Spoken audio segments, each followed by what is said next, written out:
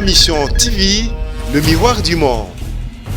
Je l'ai dit tout haut et fort d'ailleurs que Marambo y a 15 millions de dollars. Ils ont fausse affaire quoi. Ils ont fausse affaire parce que au habitant au total il Marambo bien. Tout le monde il a lunette ya Prada. Total il Marambo bien bien. Tout le monde bien que ils allaient complot boy oh il va monter en haut de toutes pièces pour nuire na personne ya Vital Kamerhe. Moi j'avais aimé d'ailleurs la réponse du chef de l'État lors d'une interview à Salaki, dans la na TV5 Monde. Alors qui tire les lots, la preuve il y a 15 millions de dollars wana disparu et zaté. Et là moi ils ont accepté que c'est Vital Kamerhe rende mutazu 15 millions wana et zaté. Voilà pourquoi il continue à faire confiance à son directeur de à son directeur de cabinet. Vous comprenez? Donc tout ce qu'on a babilo wana total yango na mi total na mi soupena hey moya suka te comprendre ga tala bato bazolinga pacificateur alonga pembeni ya Fachi eza bato ancien régime balé siko ba mona direct na minute obo po ba fragiliser Fachi hein il faut balonga la caméra pembeni ya Fachi po ba yebi que so caméra longo pembeni ya Fachi akokoma fragile siko ba sabino ba monta combien ba dirka bia kala batu ya kala bayiba. Est-ce que inspecteur wana ya finance wana na époque ya kala na époque ya Kabila yake na auditer déjà présidence ba dépense et banda conseil makuna inspecteur de finance wana za mutasikate aza muto azalaka banda kala na époque ya Kabila azaki banda kala wana. Est-ce que ya tikala déjà ko auditer ba dépense ya présidence mukolo moko ta sala ngo bako sa de facha za noko pina 15 millions et zambonge belé pour tout ton école, tout ton hôpital. Oui, je suis d'accord. 15 millions les apports si ça va chômage maman belé. Je suis d'accord. 15 millions les zambonge belé. Oui. Mais 15 millions par rapport à ce qui a été volé dans le régime Eleki, 15 millions les zambonge lipa. Régime Eleki il bimbo kana biso ba milliards. Batika au distraire biso. Kamerhe n'a jamais volé, chers amis. Kamerhe a yibité. Toyebi quand même Kamerhe ndenge a fonctionnera. Toyebi Kamerhe ndenge azana batu. Toyebi Kamerhe tant azaki président de l'Assemblée nationale cause ya kolongwana na Assemblée nationale biso toyebi. Et là que ça là ba bengane na Assemblée nationale en tant que président. On s'est rappelé. Toyebi yango. Ah siko komi. On moni siko ke makambango bolo bango ka bongo.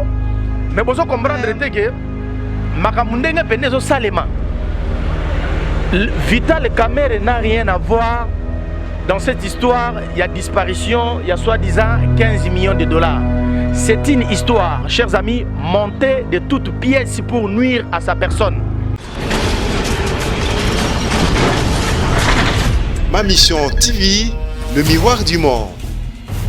Ça y est, beaucoup de biso mokili mobimba on dirait tando ma mission TV le miroir du monde na kasa lina kana biso na bino mbongwana to baka botu pela moko na moise po ya koluka mbongwana so kota wakati ya mboka na biso Congo démocratique boyebi biso na bino ete utoma mikolo mike mzali koleka kino mokoma libo yito ko so na bino affaire ya dossier à 15 millions de dollars et bonga qui sont dans bogolé à l'état et zali bongo ko la musa makambo ndike penza et to éviter ce qui to kolobila yango kino mokolo nini to ko senga solo penza na ba ministre bataka mambima misolo to ko senga na ba ministre ya budget ba ministre ya finance batalaka solo pena malamu mi makambo etali mosolo pamba te toyoki ba biso koloba ete 15 millions ezalaki mbongo moko ezalaka na réserve na ntina ete solo penza soki talo ya bosombi essence na bastation emati nde mbongo mona eyaka mpona osecours to mpo ya lisungi toloba na ntina ete solo penza ekitisa mwa moke batalo mona ekendaka obena mwa makambo moko etali soki biloko penza ezobutwa makasi yango pesaka mwa pema na mbula matari kasi kobunga yango solo penza pa ekiri e koyeba te solo fandi na compte nini likambo yango nde ekola musa mwa makambo ndiki solo penza ba yi politique ba koloba ba imboka ba koloba tako ba panisa ngo pe solo batika sima te ba koloba se po likambo mona solo penza moko malito kosola bongo na mwana mboka Jules Ngando la Sangwa ezali bongo mo panisa na kati ya Lingala facile mpela moko mo kambi etopeto ba mo kondi na kati ya Top Télévision ape pa yi wonto pesi mwana mboka évêque général Albert Konkenza mbote et puis ya kozali bongo libako kolanda biso na etando ya Mission TV tokoza sika pe moi moke interview à chef de l'état au mboka Belgique pa boso pena batuna ki motuna ete isoki penza na maïnyo son de kofaula lobaka na kata ba meeting na ba proposition ete naka sur bon moto na yo yo oyambaka ngo boni et ayano na koloba ete soki zaki ndeko folia zaki kumu yeko kondo mokasoki alika kinenge alobaka ete alika na kisoki zaki te yende azaka mokonzi angaki solo penza atika ngana loba maya lobaka to sula mama ke mai solo penza ilika na kikuna na interview chef de l'état ilungu na mwana mboka Jules Ngandola sangwa tika to pesa mbote na moninga malamu ya tango nyoso dide matono masweka mayanda kabiso bo ilungu bani butu pela mako na moi ndeko Jules mbote ouais mbote makasi mbote na bino mbote na batutu ba hota la biso dans la plaisir makasi mingi ya ozana bino lelo donc je pense que bandeko bayebi Jules Ngandola directeur il y a information il y a OpTV et puis présentateur autobengara donc figure emblématique il y a Lingala Facile donc quand on parle de Lingala Facile automatiquement on fait allusion à la personne de Jules Ngandola donc me voici alors. Bato ba yesti so binde ko Jules linga koleka na internet c'était pourquoi les autres sali recherche to libino de ko Jules en personne yo to sali na awa to ko fani mo moke mo matali actualité ya mboka Kongo tant que mo pandi sango ko pesa biso makanisi mo yi mo boni ya komona makamunyo so mona mo zali ko tambola tout ça sika à faire 15 millions de dollars. Non mais en tout cas franchement moi je voudrais encore une fois de plus pendant le bagarre déjà mais ezaki na site ya bandeko mususu mais pas na bino je le dis tout haut et fort d'ailleurs que makambo ya 15 millions de dollars wana ngana bango eza fausse affaire quoi eza fausse affaire parce que oyebi tango total li makambo bien to longoli bina linette ya Prada total li makambo bina bien to moni bina ke ezali complot mo boye oyo ba monter en haut de toutes pièces pour na nuire na personne ya Vital Kamerhe. Parce que total bena bien to moni ke banguna ya ekolo batu oyo balingi kaka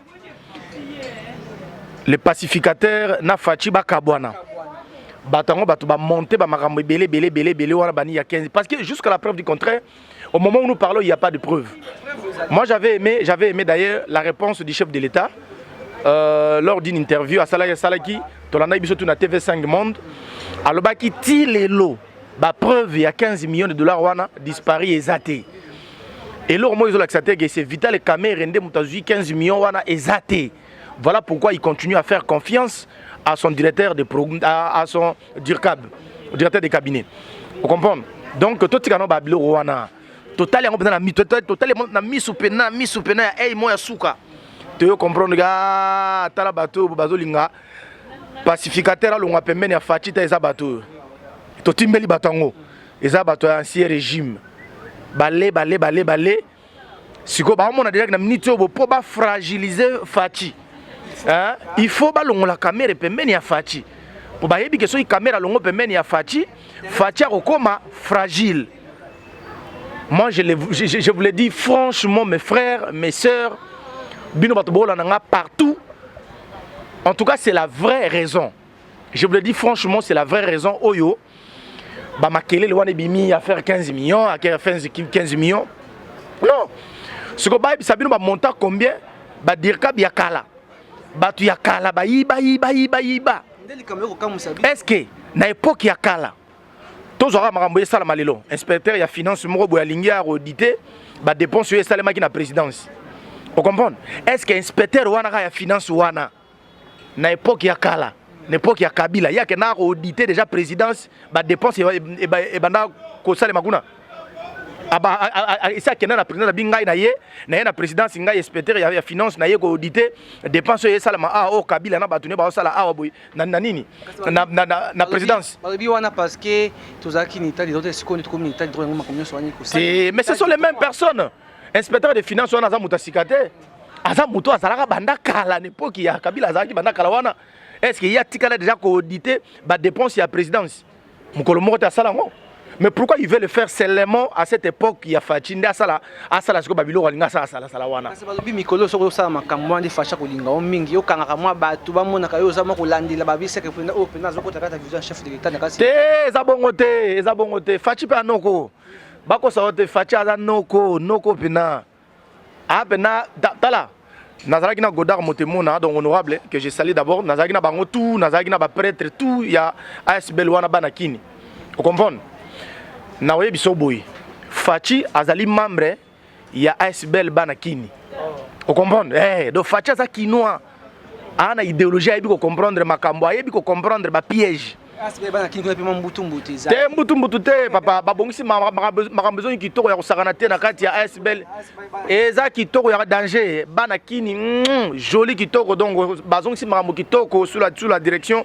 ya honorable Godard Motemona donc kitoko ya kosamba te kuna koto kuna mais ezali ka parenthèse mpona oyebi soki faci azali membre ya bana kini keba alors aza kino ya solo ayebi comprendre que oyo baosalanga eza g oyo baolinga bamonte biso piège moko boye alors piège ya baine ya mboka eza nini baza na besoin kamere alongwa pembeni ya faci soki kamere alongwa pembeni ya faci akotikala sikoyo boye fragile bayebi siko ndenge nini baokota badestabilize pouvoir na ye basala babizalazalazalazala c'est ce qu'ils veulent et du fait que nous on a compris nous les avertis on a déjà compris cela yango totelemela ngo botika kwamburie biso na makambo ya affaire à 15 millions 15 millions eza fola omoni mboka oyo papa yoka 15 millions eza mbongo ebele po totonga na ba école totonga ba hôpitaux oui je suis d'accord 15 millions eza po to si ça ba chômage mamo ebele je suis d'accord 15 millions eza mbongo ebele oui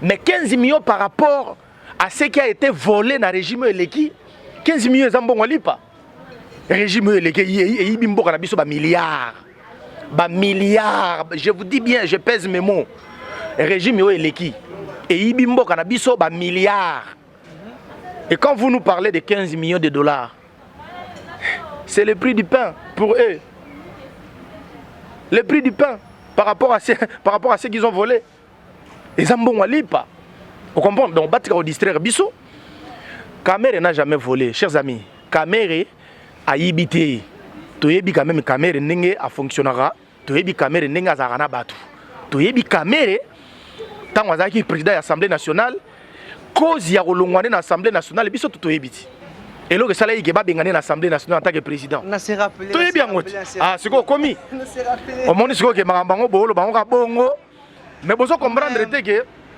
makambo ndenge pene zo salema Vital Kamere n'a rien à voir dans cette histoire. Il y a disparition, il y a soi-disant 15 millions de dollars.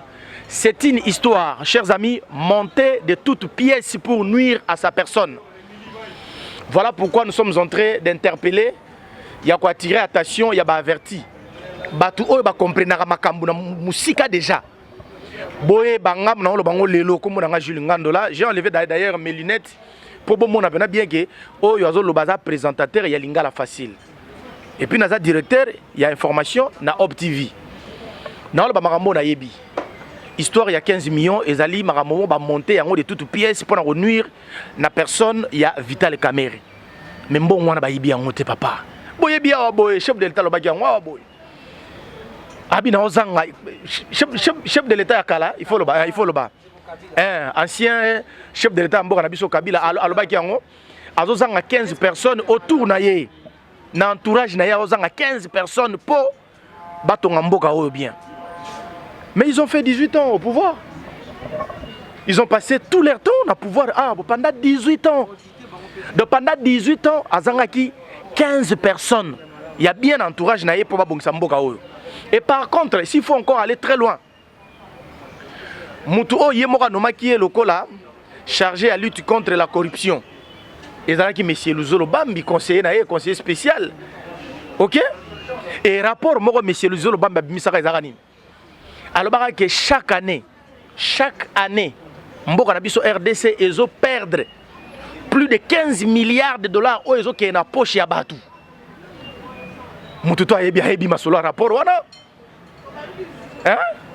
Alors si vous prenez 15 milliards de dollars, hein? 15 milliards de dollars, oh le zolo bamba le barawana, au salaire en fois 18, et puis c'est combien? C'est une somme colossale. Donc batiko distraire biso, hein? Donc bana poto, bana mikili aux États-Unis na ebike botalanga, ngabana ngabna ko lega mingi na TV, na lega mingi na lingala facile. bisika bomona monaranga mais ah nazolo bango pour comprendre que affaire il y a 15 millions de dollars oyo ezali fausse histoire ezali maramo ba monter yango de toutes pièces ka po ba nuire na mutu moko bongo sima ba débarrasser wana na présidence pour Fachati kala bena fragile siko ba ningisa bokonzi na facilement donc ba faire tomber donc to yebi wana tika ba okena ngo po moni bango so ba bandi likambo na a ba yebi ndeni ba okena ngo ti na z eza schéma mo bandi ba bongisi yango donc le pacificateur Vital Kamerhe n'a rien à voir dans cette histoire de 15 millions de dollars. C'est une fausse histoire. Moi, je suis Jules Ngandola, matos nebino coupé sanabiso. Likambo ya lolengelo ye solo penza na ebité boni ba congolais ba bakato fanda ka to bimsaka makambo ya makasi mingi koleka. Affaire 15 millions de dollars oyo. Oyo ezali kopesa pasi ezali kitisi bo moto ya mwana mboka Vital Kamerhe du kabia chef de l'état bien le pacificateur jusqu'au bout. Tango likambo donc tout d'abord tout se poser la question biso moko nene ya koyeba ya yambo et bandaki ndenge nini pour que likambo yango ezo ampleur o yezui et puis tango likambo ezali komata moke ko zo ampleur réaction ya bakondi et alaki nini et puis banani bazana sima bazali ko poussa yete likambo yango kende ko matina ba télévision étrangère siko yoka siko na pesa siko vraie version donc vraie version ya masolo bana poto bola nanga bena bien. Vous savez, je suis en train de vous dire des choses peut-être ailleurs bozo kazo yoka ngote on a le bango siko awa makambo e bana ndenge nini yo muto la nanga siko zali na yebite so yuwapi oyoka ki makambo mozo e baté makambo ezaki ndenge nini.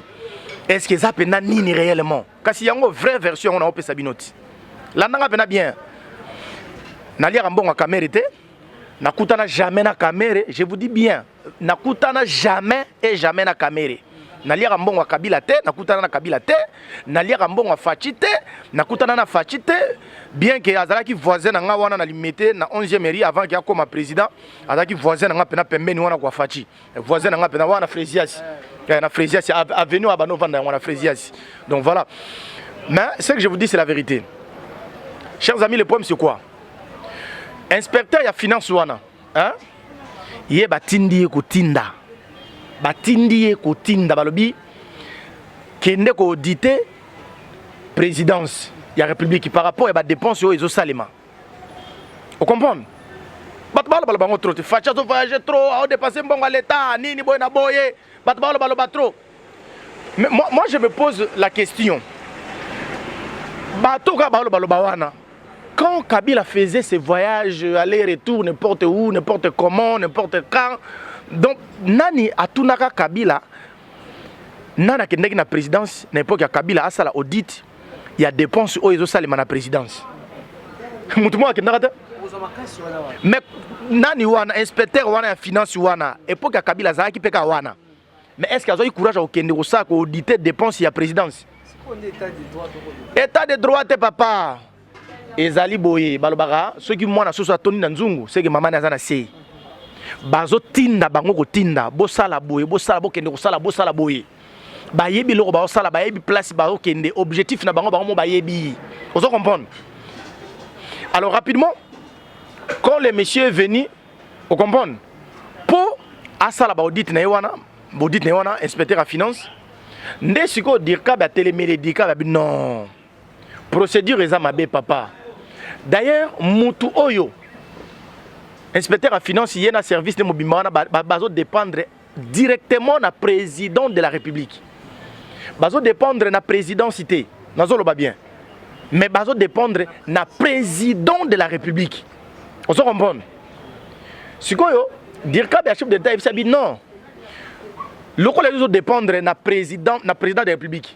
Normalement ordre de mission na yo. Po yo sala musala o lingo sala oyo. Mutifela signan il fait un président. Est-ce que vous comprenez? Place on a des akwambure batebele. Dire que le chef de l'état zone c'est que kananzela ebisi abi et lo yo lingo sala. Vous comprenez? Comme vous dépendez directement du chef de l'état. Avant au sa et lo lingo sala wana, il faut un ordre de mission signé par le président de la République. Jamais au télémara banini bo na yoko auditer présidence banini pour naza inspecteur ya finance. Non, ça se fait pas. Vous voyez? C'était ça. Dieka bazongisi ega na nzela. Siko tango Dieka bazongisi na nzela moya sala su musala nezate ba stopper ordre de mission na ye automatiquement côté na bango ba alimenter yango mena na presse. Ba alimenter yango ba mbonge futa bina ba journaux na ba télévision na ba presse écrite consort au inspecteur en finance ayaki po auditer présidence soki nini mais ba boyi balobi mbongo mo be bunga wa 15 millions de dollars banini ba alimenter yango jusqu'à ce que cette histoire a pris de l'ampleur et que ti na ba chaînes internationales et mati. Vous comprenez? Mais à vrai dire, je suis en train de revenir là-dessus parce que je connais un peu bien cette histoire. Tango ba alimenter makambu oyo. Nous moni comité na niveau ya ba chaîne internationale, mais en réalité le pacificateur Vital Kamerhe n'a rien à voir dans cette histoire de 15 millions de dollars. C'est une fausse histoire. Vous comprenez?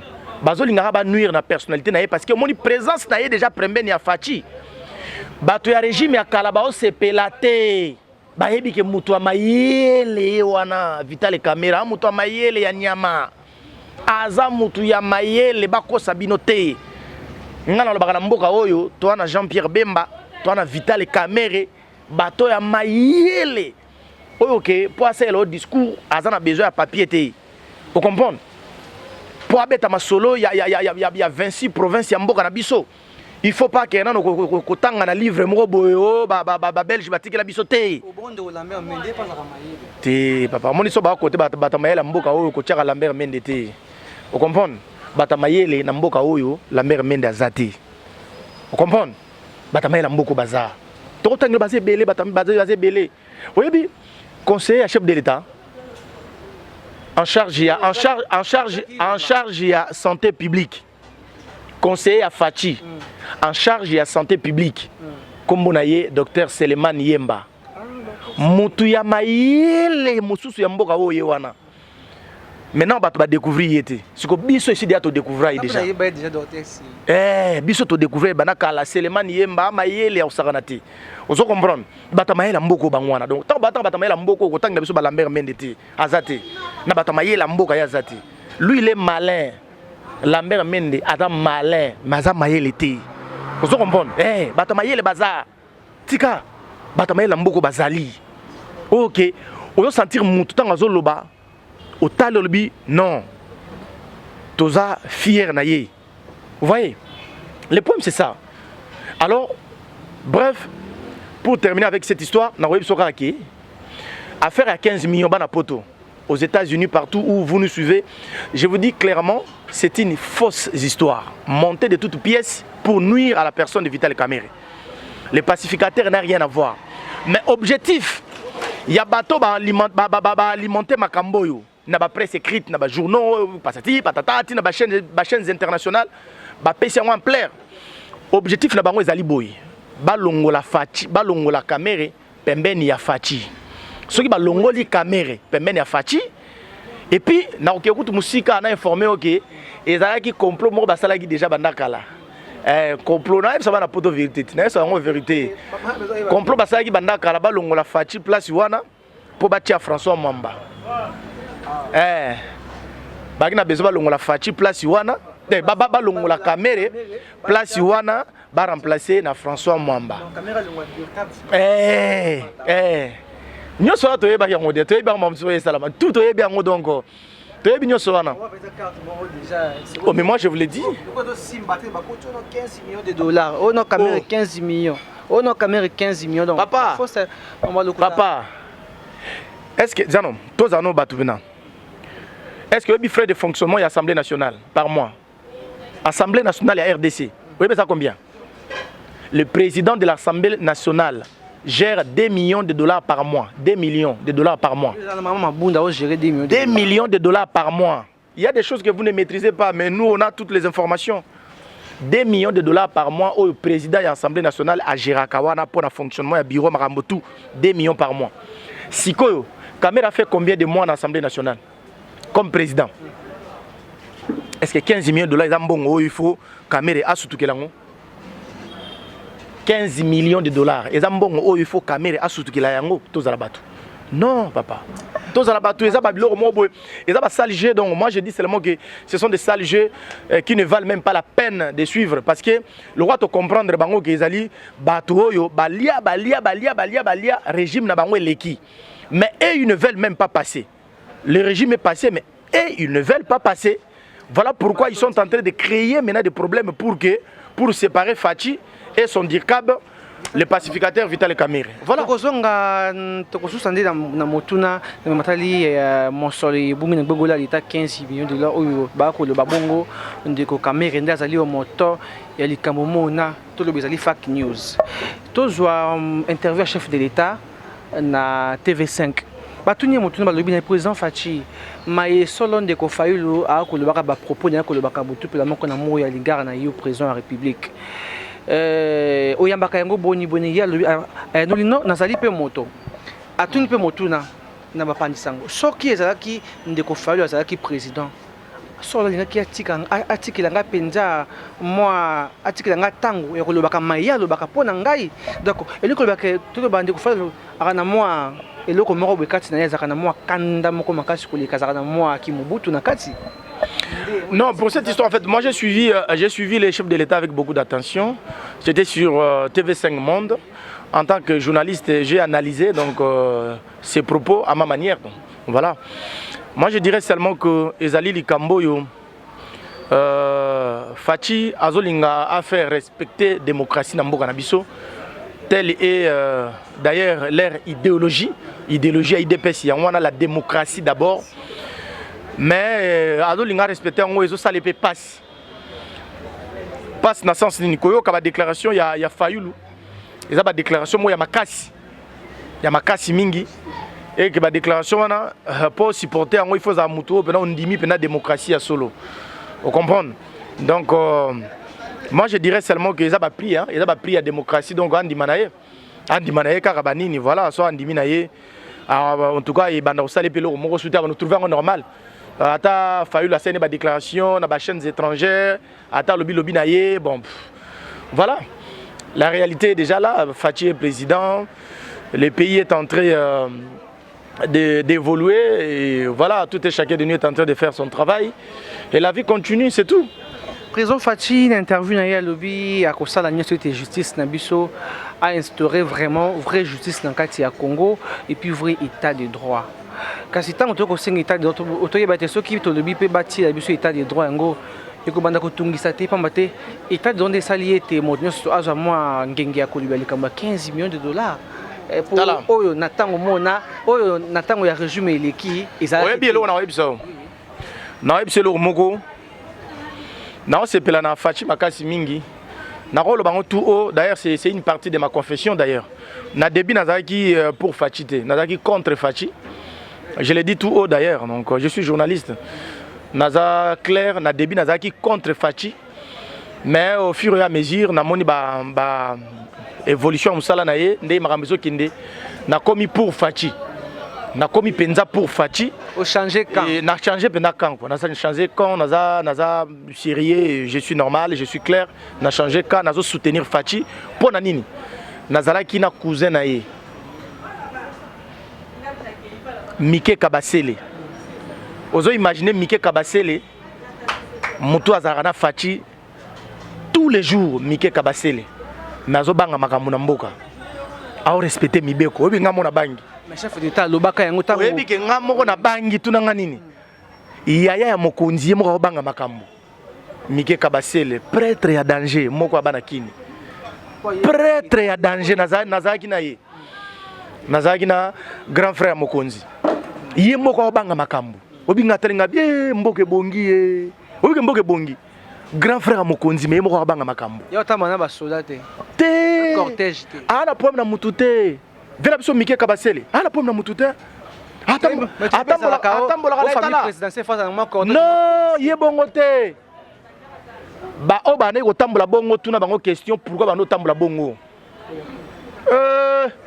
Soit ba problème, soit ba nini, soit ba makambo bino mo boyebi wana. Mike Kabasele atambolaka kitoko calme oyeba et puis oyeba kutu même pas que grand frère Mokonzi. oyeba te que grand frère mokonzi yo il est simple, il est humble, azotambola na kobanga mibeko ya mboka. Mais n'époque yo eleki régime yo eleki to comparer yango so ozali kaka oy ndeko mokonzi yebisanga. C'est que attends aéroport andilo oya okota leo lingo osala makambo to lingi osala okoke na banque ozeba nini osala zuimbongo osali boye omoni parti moko mabele ba terrain mo batika bana babetaka bale yo zui yango otongi immeuble na yo mais ya da bongo te tala nakutani na ometa na monaki attitude ya vient na biso Mike Kabasele nde place na comprendre que te mboke bongi facha bongi simboko fachi abongisi mboka oyo po mona ke grand frère ya mokonzi mais azobanga makambu nga nazalaki na ye ngam nazalaki na ye na obeta masolo te soki alandi nga yebi ke makambo jila aloba na opesa lieu tozalaki na ye te parce que wana komokende musika mingi o comprendre ayebi tozalaki na ye grand frère ya mokonzi osati ke obanga makambu makasi alingi ata problème te do matondi mingi zalaki bongo ndeko Jules Ngandola na etando ya mission TV tokomi tonto batokomi na suka ya émission na biso kasi bayimboka sikasika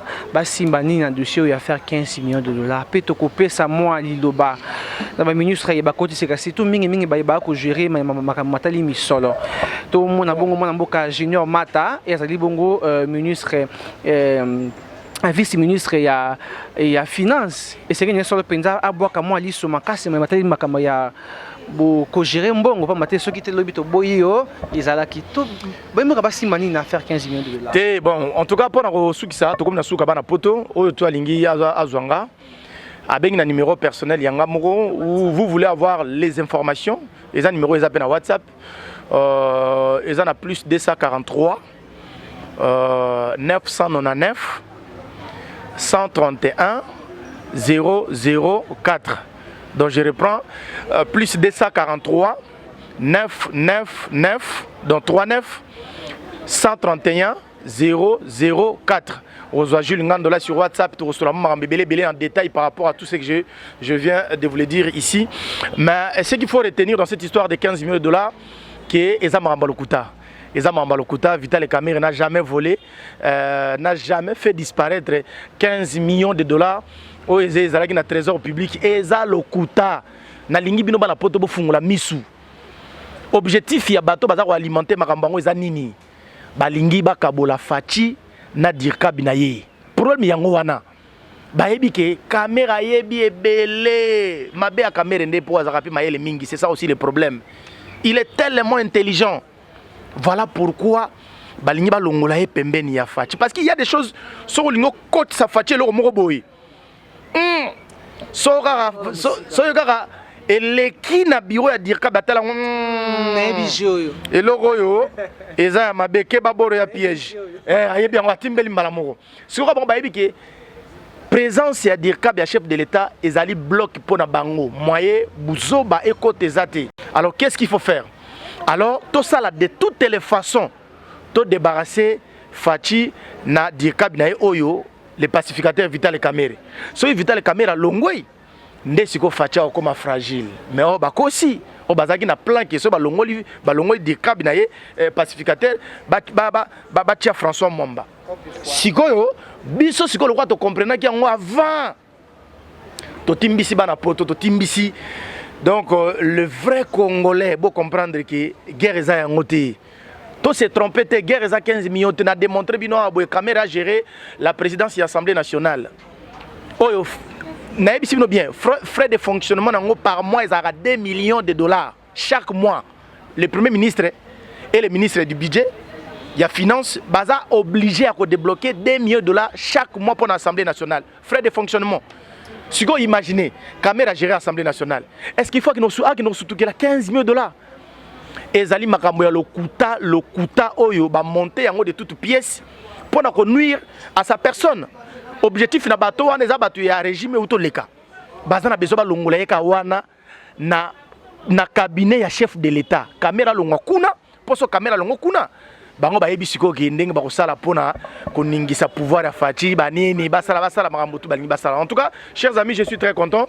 Si les besoins se présentent, en tout cas, je suis là, Jules Ngandola, mon mongala solo na tokuta na Fachi te, na tokuta na Kamere te, mais na ebisi nous que Fachi azalaki voisin nga pena ya venir donc Fréziès avant comme président wana na 11e mairie côté de Zalagina excellence vice-ministre ya finance Junior Mata au tozobenga notable ya solo ya bana ya Mwamba mais Mwamba on peut photos ni Mwamba mais ce que so kitib na base na ye Mombeli au comprendre Junior Mata au moni timo konzamboka tie wana na finance azala vice au comprendre finance bango bato ba finance bato na bato bazui au comprendre mais vice kaka mais Facha bino te yo zala wana lo vice lisu likola lisu po total rasuro mbongo so ndenge nini et puis oyebi ke bango tu ba tu ko signer code ya bonne conduite dernièrement bango tu ba signer ba ministre tout na ba vice ba signer de soko yibi n'époque ya Fachi OK prison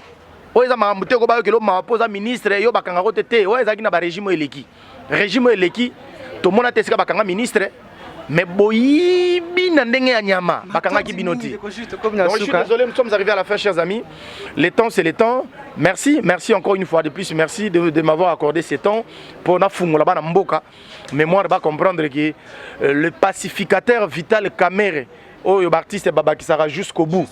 Le pacificateur jusqu'au bout, Vital Kamerhe n'a rien à voir dans cette histoire de 15 millions de dollars. Et Zali Maramba Lokuta va monter de toutes pièces. Il y a Lokuta Nabino, je vous dis, Lokuta Vital Kamerhe ne quittera pas la présidence de la République. A Rosalawana dans le cabinet à Mokonzambo Kapo, Ata la pena place nini badongolomi so ba okota.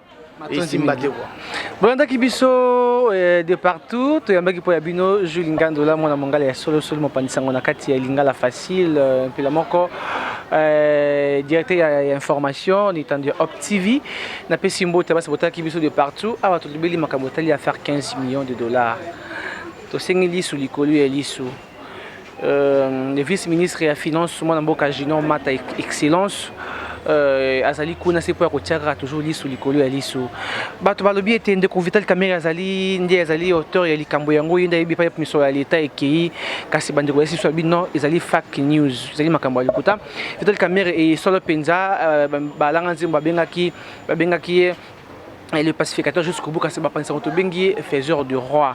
Tout le bail na kati ya makambo solo penza mwana mboka Vital Kamerhe bâti na kati pambate zali makambo lokuta ya monene banda ki biso de partout tika to pesa mbote na ndeko Didier Matondo monsieur kama depuis États-Unis puis la moko ndeko Rémi Kilola l'incontournable na José Tati mère doublé mwana mboka Saint-Marcel depuis États-Unis le groupe 13 colonies moyini ki nzaki na sume caméra bota ki biso de partout.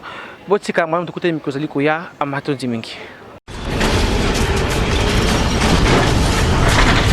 mission TV, le miroir du monde.